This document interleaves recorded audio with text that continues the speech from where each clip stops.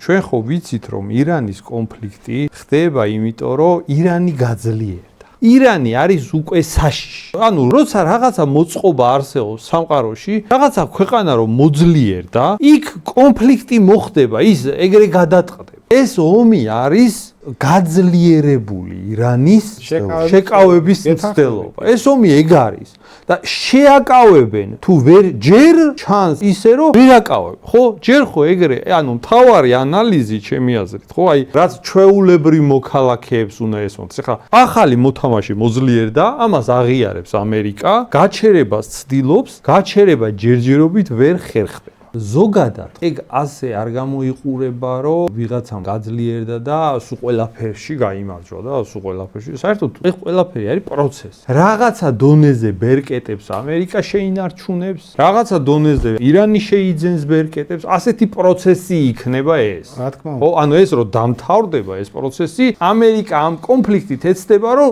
მეტი ბერკეტი შეინარჩუნოს, ნაკლები ბერკეტი დაკარგოს უფრო სწორად.